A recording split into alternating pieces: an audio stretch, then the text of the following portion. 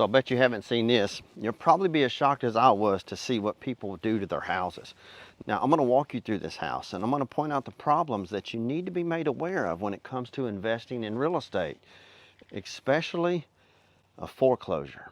Now when it comes to buying a foreclosure, you can get an absolutely great buy on a house like the one I'm about to walk you through, but you always want to get a home inspection done on the property. And it's also not a bad idea to get a plumbing inspection where they inspect all the plumbing pipes and components on the property, as well as an HVAC inspection. And listen, don't just rely on the inspector that your agent recommends. They're supposed to and should give you 3 recommendations for home inspectors, but still do your own research, do your own homework, and ask those home inspectors how many years they've been doing it, are they licensed, are they certified, and will they give you a full report after they've inspected the property. But look, even that said, it's still important to actually do your own due diligence and look around, if you will. There's nothing wrong with that. It's going to be your house, you're going to buy it. Now, obvious things are just like here. This is a little bit of wood rot. You can see that's an easy fix. It's just a column that can easily be fixed.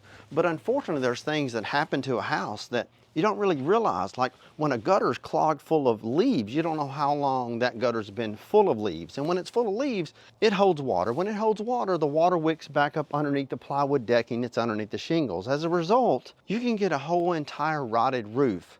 Yeah, that happened to me. Cost me 11 grand. But you know, that's the kind of stuff that you don't know or hear about. But rest assured, after you watch this, you'll know. So grab a pen and a piece of paper. You're going to want to write this down. So real quick, my name is Wayne Turner. For nearly 30 years, I've bought, flipped, built, sold thousands of houses, and I share this with you so you can know and have the comfort knowing that the information that I share with you is actually from real life experiences. If you haven't already done so, subscribe to the channel. I promise you, what you learn here will not disappoint. Now, most of the damage that people do to their house is not intentional. There's fires, floods, contaminated sheetrock, termite damage, wood rot, you name it. But unfortunately, all of that occurs and happens that's kind of out of the person's control, except for the maintenance. You have to maintain a property. You have to maintain if it gets termites and have termite contracts and all that stuff, right? But unfortunately, there's things that people do to a house that's quite shocking. Now, what I mean by shocking is not holes kicked in walls or broken windows or anything like that. It's not even the blue carpet like you can see in this house that's just blue, right? Or the god-awful smell that from pets. I'm talking about the things that people do intentionally to their house because they just get mad, like pouring concrete down their drain. You see, people will take a bag of Quikrete concrete that's dry. They'll pour it down their drain. They'll turn on the water and then it turns into concrete. And if the house is built on a slab of concrete like this home is here, it's going to take tens of thousands of dollars to physically bust up the concrete slab foundation just to fix the plumbing. Now, when you buy a foreclosure, you'll notice it's kind of dark in here. There are no utilities on. The banks will not turn on the utilities, the electric, the water, the gas. You have to do that, and you have to put the utilities in your name. Now, the good news is you can do that just for a short window, typically 2 weeks, but you do not want to have the property inspected without having those utilities on. Remember what I told you about the concrete in the drain? Yeah, you got to run water, and you got to make sure that water flows through the system. You want to make sure that the plumbing inspection turns out okay. And if you don't have water, that's not going to happen. Now, maybe you've been through a foreclosure, perhaps you haven't. If you haven't, I'm walking through one now. And forgive me, it's kind of dark in some spots because, once again, there's no utilities on the property. But you may look at a property, a foreclosure like this, and your agent may even mention to you, well, the property's been winterized. And here's what I mean by winterized.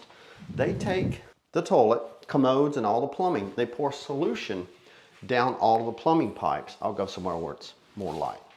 They pour the solution down all the plumbing pipes. The solution that they put in the plumbing pipes is antifreeze, very similar to what you put in a vehicle. But here's what you have to know. If this house sat empty for 2 years, 3 years, and sometimes we see that before the bank actually takes possession of the property, because some people just move out. They'll leave their house, believe it or not. So if it's 2 to 3 years, you don't know how long or how many winters that plumbing has sat with water in it. Just because the bank winterizes it, don't take that as everything's going to be okay. Have the utilities turned on, do a full and complete inspection, even a plumbing inspection, and make sure that there's no busted pipes, because busted pipes, big money. Now, I've always said you'll get a great deal on a lot of these foreclosed houses, but you have to do your due diligence and you have to know what it's going to cost you to make it habitable and fix the property up to your specifications. Another thing you're going to want to do is to get in the attic. You're going to look in the attic. You're looking for chewed up, destroyed ductwork, whether or not the HVAC looks new and clean. What about the water heater? Is it connected? Is it working? You're looking also for critters. Anything that's been up there, that's living up there. Once again, you don't know how long this house, any house, has sat vacant. You're also looking for any charred wood because sometimes houses can catch fire. You want to look around chimneys and any kind of vents, oven vents or anything like that for any sort of charred wood. Now, another thing that gets overlooked is the sheetrock, the drywall, if you will. So what we see is we walk around the house, right? So you have to, when you're in the attic, pull back the insulation because when you're in the attic and you pull back the insulation, you'll see the backside of that drywall. And if it says made in China, you need to be aware because years ago, there was a hurricane that came through the state of Louisiana. It also came through Mississippi, Alabama, Florida, and there was building materials that were shipped from China. Houses were put back together, and unfortunately, it was contaminated drywall. Not only was it horrible for people's health, but it corroded the wires and the wiring, the electrical wiring in people's houses. But look, when it comes to termites, they could be the state bird down here in the South, especially the deep South, around the Gulf South, Louisiana, Alabama, Mississippi. But listen, my very first house that I sold in Nashville, Tennessee, that was 30 years ago. It had termites. So they're everywhere. The good news was, in that situation, there was no damage. We treated the property, it was 450 bucks, and everybody was happy. Some people aren't so fortunate. I had one client, for example, she said, Wayne, I think there's a lot of wood rot underneath my house. Now, this was a raised house on a crawl space. I had a contractor go over to look at the property. He goes, Wayne, it's going to take about $6,000. This is termite damage. The moral of the story was, we fixed the property. She sold it. The buyer was happy. But had we not really looked into that, we would have never known that it was termite damage. Now, sometimes a sign of termites is obvious. This house has been treated for termites. Here's the system right here. They basically make a hole into the ground, they put chemicals in there, that prevents the termites from being in the house. Sometimes it's obvious, sometimes it's not. This house has had termites, as you can see, that's a little termite trail. So they can start in the attic, they can come out of the ground, those things fly, that's right, they have wings. So it's important to do your due diligence, have it inspected, look around for stuff like that. Now you also want to look for stuff like this. I'll have to get low. That's a hole, can you see that? That's a hole going underneath this front porch. More than likely, there's a critter that has been or currently is living underneath the front porch. Now, it's not just there. There's an even bigger hole.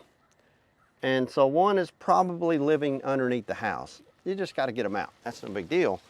But if they're under there long enough, they can cause foundation issues. I'll tell you a quick story that happened to me. One time I walked outside, I stepped off my front porch. I'm standing on my front porch, and I look down, and my legs are covered in what appeared to be black pepper. Well, it wasn't black pepper. I was covered in fleas. I had an entire family of possums living under my front porch. Now look, if you've watched any of my videos, you'll hear me say, if you're gonna walk these properties, dress appropriately. Wear blue jeans, cover up your feet, your legs. I just literally stepped on this. That was in my shoe, but luckily I have on boots. So that's what I mean. You don't want that in your foot. Now, on a scale of 1 to 10, this house to me, it's a 7, 8 all day long. It's got a lot of good features to it. It's on a big lot. It's an all brick house in a very nice, prestigious neighborhood. You can look around and see, it's just large lots, nice neighborhood. You just want to do your homework, that's all. You want to look for any kind of cracks in bricks. You want to look for step cracks. Like, see this right here? That's a crack in the brick. And chances are that happened years ago. And chances are it may have happened because of a tree or settlement in the foundation. Now, a lot of people will look at that and go, oh, geez, I'm not buying that house. That's an issue. Well, you have to know and keep in mind that you can fix that. But even if you're okay with this house and you buy this house, the next buyer that comes along, it may be 3, 5, 10 years down the road, they're going to question, is there anything wrong with that? Now, typically what we say is it's okay to have step cracks. But when you have cracks in the bricks, that's something that's a little bit more concerning. You just have to have it checked out and verified by a structural engineer and make sure that no more movement, no more settlement, and they can look at that and tell you how long it's been since that's actually happened.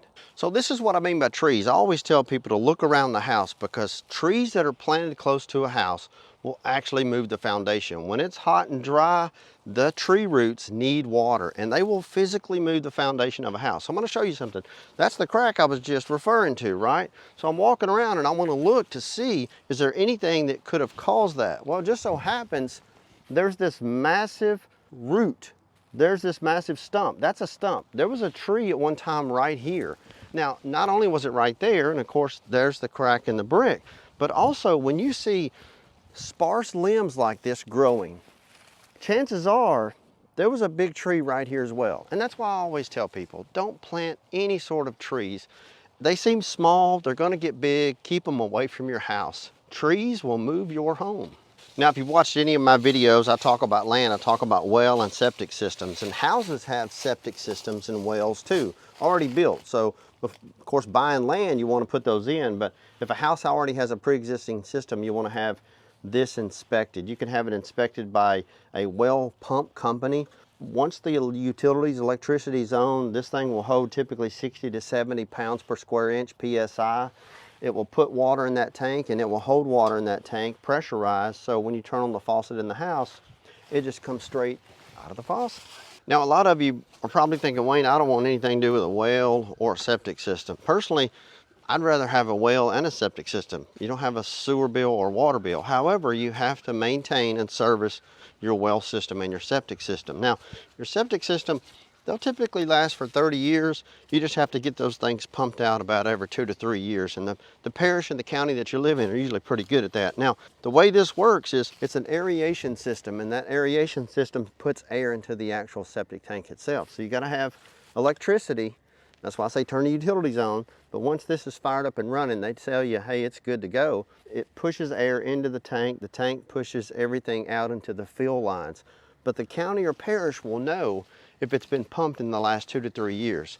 They'll give you a thumbs up if it's good to go. If not, they're going to request that you have that system pumped. Now, here's what they do. Here's how they keep the handcuffs on you, so to speak. In most places, they will not allow you to have the utilities turned on the property if that septic system hasn't been pumped. And that's why it's important to get a variance, a little week or two of the utilities being turned on, and you have to let them know that you're just turning the utilities on because you want to do an inspection on the property.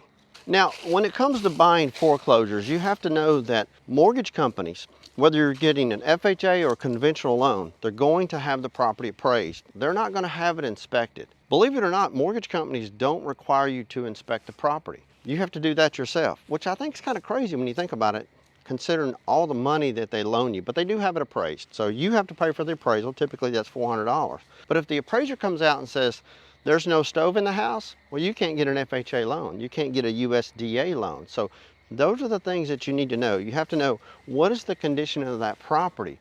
What will pass and what won't pass? Because oftentimes, if there's no flooring, there's no central heat and air, there's no appliances in the property, you can't get a loan for a foreclosure. And look, the same goes for VA. If you're a veteran, you're looking to purchase a property with a Veterans Administration loan, you can't get a loan on a house if it's in dire need of repairs. And the last thing you'll want to do is spend money on a house that's not yours yet. And furthermore, banks won't let you do any work to a house that's not yours yet. Now, you've heard me say this in my videos, when it comes to land, always get a survey, or at the very least, look at the survey from a previous owner survey. Don't just go off something that's really old, because you just never know when somebody is encroaching upon the property. You want to make sure you get that taken care of before you purchase that property. Like, for example, this property here has a very old fence. This fence has probably been here for a really long time, so you want to make sure that this is actually on the property line. You'll also want to make sure there's no storage buildings or anything like that that's encroaching upon the property, because most importantly, you'll want to get that taken care of before you take ownership of the house. But just know you'll have time to do that inspection. Buying foreclosures can be a lot of fun. If you need help in doing so, you can go to contactwayne.com. We can connect you with an agent regardless of where you are around the country. There's also foreclosed land. Now, foreclosed land and foreclosed houses, they're a little bit more specific search when it comes to finding these properties. That's why we say we can help you find one. And listen, they're a lot of fun. There's no time like the present to actually learn this stuff, to do hands-on work. There's lots of YouTube videos. You can learn just about anything out there, right? But most importantly, Take your time, don't get stressed, and don't get so emotionally attached to the property. Look at the numbers, crunch the numbers. Remember what I said, you make your money when you buy.